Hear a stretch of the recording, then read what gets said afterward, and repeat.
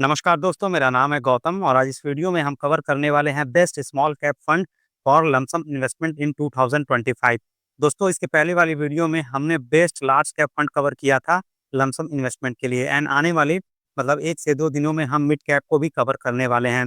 तो ये वीडियो आपके लिए बहुत ही ज़्यादा इंपॉर्टेंट है अगर आप जानना चाहते हैं कि कौन सा स्मॉल कैप की कैटेगरी में बेस्ट म्यूचुअल फंड है जिसमें हम लमसम इन्वेस्टमेंट कर सकते हैं।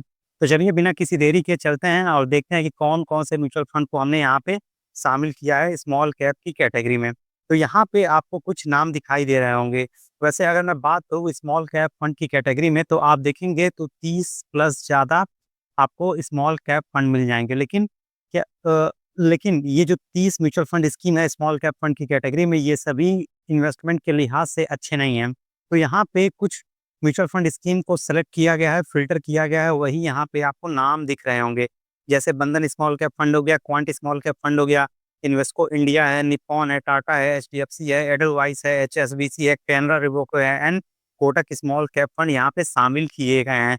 दोस्तों, आप लोगों को आश्चर्यचकित भी होगा यह जानकर कि यहाँ पे आपको एसबीआई का नहीं दिखेगा, आपको एक्सिस स्मॉल कैप फंड ये दोनों नहीं दिखेंगे। क्यों नहीं दिखेंगे? क्या ये खराब फंड है? बिल्कुल भी नहीं।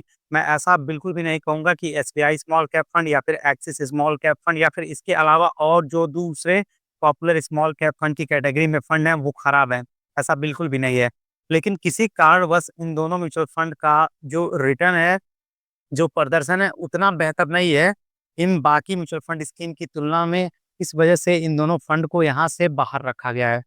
खैर वीडियो में आगे बढ़ते हैं। यहाँ पे साइड में इन सभी फंड का आपको फंड साइज़ दिख जाएगा, कितना इनका एसेट अंडर मैनेजमेंट है, ये सारा कुछ लिखा हुआ है। तो चलिए जानते हैं कि क्या ये जो म्यूचुअल फंड स्कीम आपको दिख रहे हैं फ़िल्टर करने के बाद, इसमें से कौन-सा टॉप 5 या टॉप 7 म्यूचुअल फंड स्कीम है जहाँ पे हम लमसम इन्वेस्टमेंट कर सकते हैं। इसको जानने का सबसे अच्छा तरीका है रिटर्न एनालिसिस विथ रिस्क। तो चलिए सबसे पहले हम रिटर्न जानते हैं कि इन सभी फंड ने 3 साल में, 7 साल में, 10 साल में कितना रिटर्न बना के दिया है। भाई देखिए, अगर मैं केवल 3 साल का, 1 साल का देखूँगा तो मुझे ज़्यादा क्लैरिटी नहीं मिलेगी। इसलिए मैंने 3 साल, 5 साल, 7 साल, 10 साल मतलब पूरे समय का रिटर्न यहाँ पे लिया है और उसको डीप एनालिसिस करेंगे ताकि हमें एक एनालिसिस पता चल सके, एक इन सभी फंड के बारे में जानकारी पता चल सके कि किसमें हम इन्वेस्टमेंट कर सकते हैं, किसको हम छोड़ सकते हैं। तो चलिए आगे बढ़ते हैं और देखते हैं कौन-कौन से फंड इन्वेस्टमेंट के यहाँ लायक हैं। तो यहाँ पे आपको इन सभी फंड के रिटर्न दिख रहे होंगे। एक बात और मैं यहाँ पे आपको बता दूँ कि ये जो सभी फंड हैं, इनमें अभी कुछ फंड एलिमिनेट होंगे। तो अगर मैं रिटर्न के हिसाब से बात करूँ तो यहाँ पे आपको इस ग्राफ में दिख रहा होगा, ये 3 साल का डेटा है और बगल में इसका जो 23.45 लिखा हुआ दिख रहा है, ये कैटेगरी का एवरेज रिटर्न है। इसी तरह 5 साल का डेटा और उसके कैटेगरी का एवरेज रिटर्न 7 ईयर का डेटा है यहाँ पे, और यहाँ पे कैटेगरी एवरेज रिटर्न लिखा हुआ है एंड 10 साल का डेटा है और 18.11% के आसपास कैटेगरी का एवरेज रिटर्न है। ये जो कैटेगरी का एवरेज रिटर्न हमने लिया है, ये क्यों लिया है? ताकि हम कंपैरिज़न कर सकें इन सभी म्यूचुअल फंड स्कीम के रिटर्न को, जिससे हमें पता चल सके कि अपनी कैटेगरी में इनका रिटर्न कैसा है, इनका प्रदर्शन कैसा है। तो शुरुआत करते हैं बंडल स्मॉल कैप फंड से। अच्छा, एक चीज़ और यहाँ पे ऐड करना चाहूँगा रिटर्न के बारे में बताने से पहले, यहाँ आपको जो एनए दिख रहा है, यहाँ दिख रहा है, यहाँ दिख रहा है, यहाँ दिख रहा है, ये सभी एनए, इसका क्या मतलब है? तो इसका मतलब ये है कि अभी ये सभी फंड 5 साल ही हुए हैं। 7 साल, 10 साल का इनका डेटा अवेलेबल नहीं है, इसलिए हमने यहाँ पे नॉट अवेलेबल लिख दिया है। तो अगर मैं बंधन स्मॉल कैप फंड का बात करूँ, 3 साल में इसने बहुत शानदार रिटर्न बना के दिया है, 33% के आसपास, जबकि कैटेगरी एवरेज ने केवल 23% के आसपास रिटर्न बना के दिया था। और इसके अलावा 5 साल का भी डेटा देखेंगे तो हर जगह आपको हरा-हरा दिख रहा है इस फंड का। इसी तरह अगर मैं क्वांट की बात करूँ या फिर ये सभी जितने फंड हैं यहाँ तक, एचएसबीसी तक, इन सभी का अगर आप ये रिटर्न देखोगे 3 साल से लेके 5 साल तक, तो काफ़ी शानदार रिटर्न इन्होंने बना के दिया है। इनमें कोई भी डाउट करने वाली बात नहीं है। लेकिन 2 फंड का यहाँ पे मुझे डाउट लग रहा है, वो है कैनरा रोबेको। इसका जो अब रिटर्न देखोगे 3 साल का, वो 19.28% है केवल, जबकि कैटेगरी का 23.45 है। इसका मतलब है कि यह फंड पिछले 3 साल से उतना अच्छा रिटर्न नहीं दे पा रहा है। इसके अलावा अगर आप कोटक स्मॉल कैप फंड का बात करेंगे तो इसकी हालत भी वैसे ही है। पिछले 3 साल का जो डेटा है 19.35% के आसपास रिटर्न मिला है, वही 5 साल का देखेंगे तो 33.14% का रिटर्न है। मतलब कि जो कोटक है वो पिछले 3 से 5 साल में अपनी कैटेगरी में अच्छा रिटर्न नहीं दे पा रहा है। इस वजह से अब हम इन दोनों फंड को भी यहाँ से एलिमिनेट करेंगे। हालाँकि गौर करने वाली बात है कोटक के बारे में, इसका जो रिटर्न है 7 साल में और 10 साल में काफ़ी शानदार रहा है। इसने अपनी कैटेगरी एवरेज से ज़्यादा रिटर्न बना के दिया है। वहीं एचडीएफसी का भी मैं बात करूँ तो 3 साल का सही है, 5 साल का सही है, लेकिन 7 साल में यहाँ पे गड़बड़ी है। लेकिन अगेन 10 साल में अगर आप देखेंगे तो 19.42% का शानदार रिटर्न बनाया है इसने। इसी तरह एचएसबीसी का देखिए तो यहाँ पे आपको रेड दिख रहा होगा। तो ये जो रेड वाला है आपको ये नेगेटिव रिटर्न नहीं है, ये कम रिटर्न है अपनी कैटेगरी से, इसलिए इनको रेड रखा गया है। बाकी जहाँ पे ज़्यादा है उनको ग्रीन हम यहाँ पे रखे हुए हैं। तो यहाँ से अभी आपको इनके रिटर्न के बारे में पता चल गया होगा कि इन सभी फंड का रिटर्न किस तरह का है। अब चलिए जानते हैं कि इनमें से कौन-सा बेस्ट है। देखिए ऑल्दो ये सभी म्यूचुअल फंड स्कीम बेस्ड हैं। क्यों बेस्ड हैं? क्योंकि मैं यहाँ पे आपको क्लियर कर दूँ, देखिए आप स्मॉल कैप में मान के चलिए 16% या फिर 17%, ठीक है? इतना अपने मन में बैठा लीजिए, आप मानिए ही नहीं कि इससे ज़्यादा आपको रिटर्न मिलेगा। क्योंकि अगर आपके दिमाग में कहीं ये लालच आ गया कि आपको 33%, 37%, 28% हमेशा रिटर्न मिले, तो ऐसा होने वाला बिल्कुल भी नहीं है। ये जो आपको बंधन का जो रिटर्न दिख रहा है ना, ये आने वाले समय में और डिग्रेड होगा।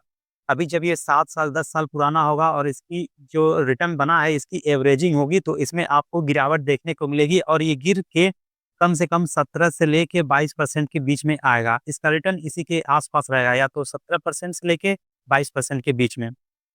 तो अगर आप ये अपना माइंड मेकअप करके चलेंगे कि मुझे जो रिटर्न है स्मॉल कैप फंड में, वो 16 से लेके 18% के बीच में ही चाहिए। इससे ज़्यादा मिल जाए तो मेरे लिए बहुत अच्छी बात है, अदरवाइज़ इसके बीच में रहेगा तो मुझे ठीक लगेगा। ठीक है? तो इस आधार पे अगर आप देखेंगे तो इन सभी म्यूचुअल फंड स्कीम का जो रिटर्न है वो काफ़ी शानदार है। भले ही किसी समय मतलब 5 साल के डेटा में, अगर 7 साल के डेटा में इन सभी फंड का रिटर्न थोड़ा ड्रॉप आउट हुआ हो, लेकिन अगर आप ओवरऑल देखेंगे 10 साल या फिर जब से ये फंड लॉन्च हुए हैं, तो इनका रिटर्न हमेशा बहुत अच्छा है। क्योंकि आप इन्वेस्टमेंट करेंगे शॉर्ट टर्म के लिए तो इन्वेस्टमेंट करने वाले नहीं हैं। जब भी आपको करना है लॉन्ग टर्म के लिए इन्वेस्टमेंट करना है। मैं फिर से बोल रहा हूँ, ये जो आपको फंड बताए जा रहे हैं, जो प्लानिंग या स्ट्रैटेजी जो कुछ भी बताई जा रही है, ये लंबे समय के लिए है, शॉर्ट टर्म के लिए बिल्कुल भी नहीं है। It is only for long term investment. आप 10 साल, 12 साल, 15 साल बने रहिए तो आपको बेहतरीन रिटर्न देखने को मिलेगा। तो चलिए इसमें से अभी फ़िल्टर आउट करके देखते हैं कि आखिर इनमें से कौन-सा अच्छा म्यूचुअल फंड है, जिसमें हम अपना लमसम अमाउंट कर सकते हैं। तो फ़िल्टर करने के बाद मेरे पास जो टॉप म्यूचुअल फंड स्कीम आए हैं, उनमें आप देख लीजिए क्वांट स्मॉल कैप फंड है, Nippon India small cap fund है, एचडीएफसी है, एचएसबीसी है, कोटक है। ठीक है? यहाँ पे मैंने बंधन वगैरह को शामिल नहीं किया है। शामिल नहीं करने का जो सबसे बड़ा कारण है, वो भी मैं आपको बता देता हूँ। देखिए, ये सभी जो फंड थे, जिनका 5 साल पूरा नहीं हुआ है, उनको मैंने इग्नोर कर दिया है, मतलब इसको उनको एलिमिनेट कर दिया है। वो खराब फंड नहीं है, मैं फिर से बोल रहा हूँ, वो खराब फंड नहीं है, उनका शानदार रिटर्न रहा है पिछले 3 साल, 5 साल में। लेकिन अभी वो बहुत ज़्यादा पुराने नहीं हुए हैं, ठीक है? 7 साल का 10 साल का डेटा उनका अवेलेबल नहीं है, इस वजह से उनको हटा दिया गया है। अगर आप उनमें निवेश कर रहे हैं तो वेल एंड गुड है, आप उसमें अपना इन्वेस्टमेंट कंटिन्यू कर सकते हैं। मैं अपना पर्सनल अगर इन्वेस्टमेंट बताऊँ स्मॉल कैप फंड में, एक मैं बता दे रहा हूँ, मैं टाटा स्मॉल कैप फंड में इन्वेस्टमेंट करता हूँ, ठीक है? और ये भी अभी 7 साल, 10 साल का इसका डेटा अवेलेबल नहीं है, लेकिन इनका रिटर्न तो अच्छा है ही। तो अगर आप इनमें से कोई भी फंड में इन्वेस्टमेंट कर रहे हैं, ये सभी फंड टॉप क्लास के हैं, कोई घबराने वाली बात नहीं है। यहाँ पे जो आपको फ़िल्टर दिख रहा है इन सभी फंड का, वो इसलिए है क्योंकि ये बहुत पुराने फंड हैं, इनका ट्रैक रिकॉर्ड काफ़ी अच्छा रहा है, 7 साल का, 10 साल का डेटा अवेलेबल है। यहाँ पे आप देखिए 10 साल का इन सभी फंड का जो रिटर्न है, वो बहुत शानदार रिटर्न बना के दिया है। तो यहाँ पे आपको दिख रहा है यही है top 5 mutual fund scheme small cap fund की कैटेगरी में, जिसमें आप अगर लमसम करते हैं लंबे समय के लिए, तो यकीन मानिए आपको बेहतरीन रिटर्न देखने को मिलेगा। तो ये वीडियो यहीं पे होता है समाप्त। जाते-जाते बस इतना ऐड करना चाहेंगे कि इस वीडियो में जो कुछ भी बताया गया है केवल और केवल एजुकेशनल एंड अवेयरनेस पर्पज़ के लिए बताया गया है। किसी भी तरह के फाइनेंशियल प्रोडक्ट को खरीदने-बेचने की सलाह-मशवरा नहीं दी जाती है। म्यूचुअल फंड में, स्टॉक मार्केट में या फिर कोई भी इन्वेस्टमेंट प्लानिंग स्ट्रैटेजी हो, रिस्क उसमें हमेशा होता है। तो जब भी आपको इन्वेस्टमेंट करना है, अपने खुद के रिस्क पर करना है। ऐसा नहीं है कि मैंने इन सभी फंड के नाम बता दिए, तो आपने आँख बंद करके इस पे भरोसा कर लिया। ऐसा बिल्कुल भी नहीं करना है। आपसे अपने आप से खुद से रिसर्च कीजिए, मैथमेटिक्स कीजिए, उसके बाद आप खुद सक्षम हो जाएँगे अपना खुद का डिसीज़न लेने के लिए। तो जब भी आप इन निवेश करें, अपने खुद के रिस्क पर निवेश करें, ठीक है? तो ये वीडियो यहीं पे होता है समाप्त। मिलते हैं नेक्स्ट वीडियो में, तब तक के लिए जय हिंद, जय भारत। और जाते जाते फिर से बोलना चाहूँगा, अगर आप इस चैनल पे नए हैं, वीडियो आपको पसंद आ रहा हो, तो इसे लाइक, शेयर और सब्सक्राइब जरूर कीजिएगा। धन्यवाद।